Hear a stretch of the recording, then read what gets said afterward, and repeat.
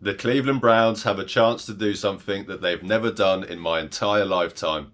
A story that I'm sure feels pretty familiar for lots of Browns fans in recent years.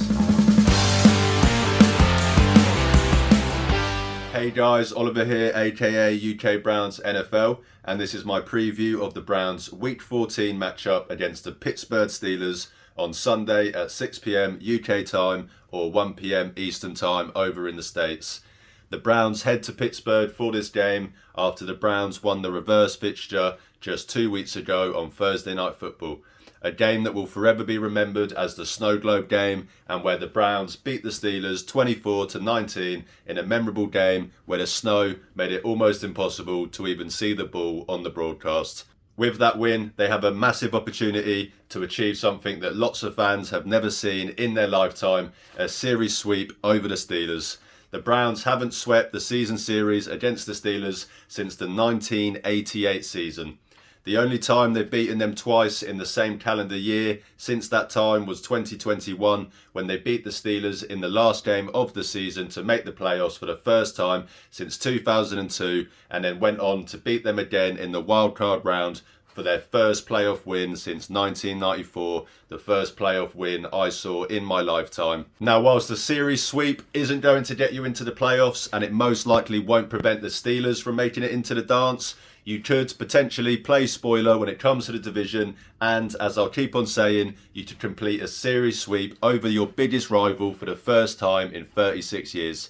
Not much needs to be said for this review. I hate this team, you hate this team. George Pickens continues the trend of incredibly dislikable Steelers wide receivers. I would love nothing more than to go into their stadium and walk away with our second win against them this year, as well as witness the amounts of copium that Steelers fans would be displaying if they were to lose, the season series in a year where the Browns have been pretty bad. Happy holidays, Browns fans. I hope the festive period brings you much more joy than the Cleveland Browns 2024 season.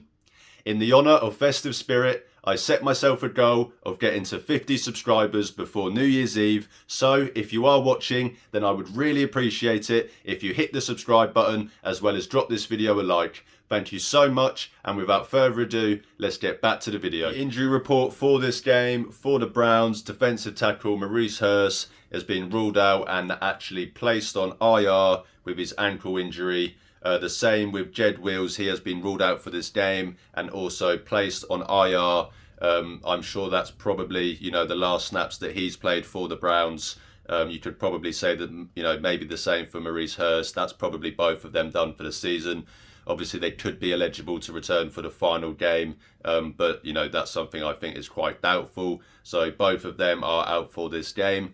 Defensive end Sam Kamara is also out again for a second consecutive week with his concussion. He has been ruled out. Wide receiver Cedric Tillman, unfortunately, also for the second consecutive week has been ruled out with his concussion. Cornerback Miles Harden is being ruled out for this game. He was initially listed as questionable, but was downgraded on Saturday to out for this game. Safety Juan Thornhill is questionable for this game with his calf injury, and wide receiver Jamari Thrash is also questionable for this game with a shoulder injury. So quite a few guys this week either ruled out for the Browns or listed as questionable. So we'll have to see, obviously, what the outcome of those are come game day. For the Steelers, only two guys with designations this week. Defensive tackle Montavious Adams has been ruled out with his knee injury, and wide receiver George Pickens is listed as questionable for this game because he's scared of Greg Newsome. It says hamstring injury, but I think he might be ducking. No, I'm joking. Obviously, he's been listed as questionable with a hamstring injury. I think he was limited in practice this week. So obviously that would be a big loss for the Steelers. But, I expect him to play in this game with the amount of, crap he's been talking this week. So we'll have to wait and see. My three keys to victory this week: number one, protect the football and the quarterback. Whilst the Browns were -2 in the turnover battle when they beat the Steelers 2 weeks ago, I would say that the chances of that happening again are slim, especially with this game being played in Pittsburgh and also not in a snow blizzard. It's almost catch-22 because I think the Browns need to attack the Steelers defense downfield, but also Jameis Winston is playing quarterback. We have seen him be able to make throws downfield. We just need him to limit those bad decisions with the football. Hopefully the much improved weather this week will help with the ball security. With the Browns losing 2 fumbles within the snow during their win against the Steelers 2 weeks ago, the receivers and running backs, have to make sure that they keep hold of the ball, can't afford to give this Steelers team extra possessions. After dreadful turnover luck through the first 10 weeks of the season, the Browns defense has forced as many turnovers in the last 3 games than they did in the previous 9. I've said before that, turnovers tend to be more of a random stat compared to others in terms of analytically predicting them. And they do tend to come in bunches. If the Browns defense can carry over their recent turnover success and, the offense does a good job protecting the football, then, the Browns will have a great shot at winning this game. On top of that, and in some way directly linked, the Browns offensive line needs to hold up, do a good job protecting Jameis Winston in this game. The O-line played pretty well in the previous matchup. They only allowed 1 sack and held TJ Watt to just 1 pressure on 28 pass rush attempts. But in my review of that game, I did talk about how much of an impact that Alex Highsmith has, not only helping TJ Watt, but also improving that Steelers defensive line as a whole. And he's back, set to return from his ankle injury. So the Browns offensive line is going to have a harder job on their hands. Got to make sure they hold up. Jermaine Ifedi has actually played fairly decent since he's come in for an injured DeJuan Jones. Hopefully can keep up that good play this week against Alex Highsmith. The Browns run game has been pretty bad.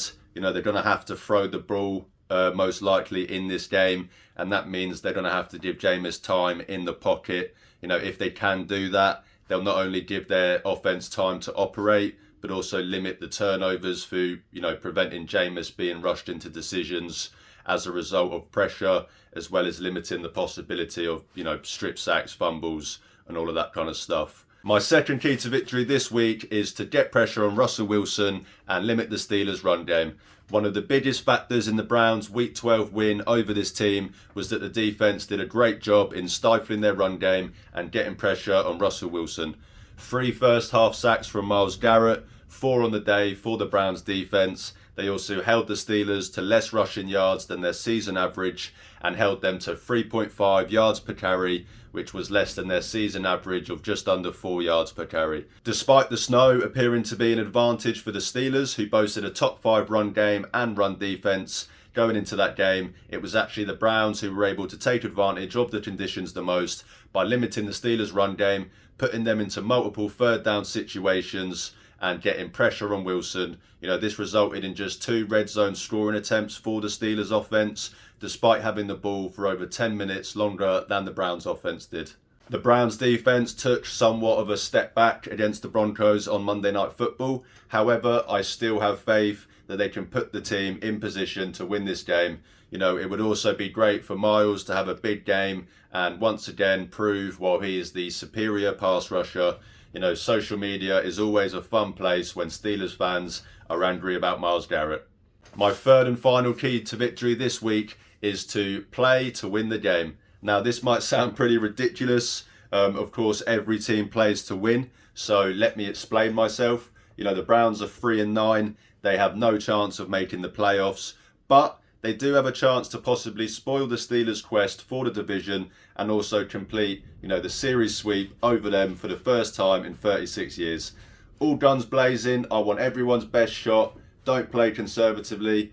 Play like you're trying to score on every single play. Don't take 51-yard field goals on 4th and 2. Just go for it. I want to see the Browns play aggressively and decisive. Grab this game by the neck and don't let go for 60 minutes. The Browns have nothing to lose in this game. A win, as I said, doesn't get them in the playoffs, and a loss actually gives them better draft position.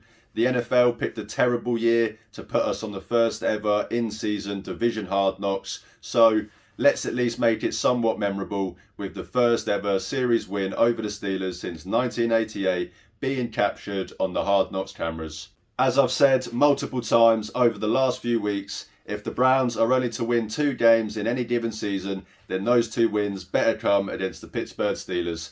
This season has been incredibly disappointing. It has been one of, if not the most disappointing, since reactivation. But how we remember this season could change dramatically with a win over the Steelers this Sunday to, yes, I'll say it again, complete the season sweep. Whilst we'll still, of course, be disappointed that the team didn't meet the expectations or achieve the goals that we had for them, the 2024 season would also be remembered as the year that the Browns finally put an end to an ugly streak, and the year where many Browns fans witnessed their team sweep the team that they hate the most for the first time in their life. So whilst there's nothing on the line in this game in regards to the Browns' playoff positioning, there's everything on the line when it comes to this franchise and this fan base achieving a goal that has eluded them for 36 years. A season sweep over the biggest enemy of them all, the Pittsburgh Steelers. That will do it for me today, guys. Thank you so much for watching. If you enjoy my content, then please drop this video a like, hit the subscribe button. It's free and it really helps out my channel. You can also check the links in the description to see where you can connect and interact with me on social media. I'm trying to build a community of Cleveland Browns fans, and as I always say, even if I only get to talk to 1 fan a day, I'm happy because I'm talking Browns football with the best fan base in the world. Thanks again for watching, guys. Have an amazing weekend, enjoy the game, and most importantly, go Browns.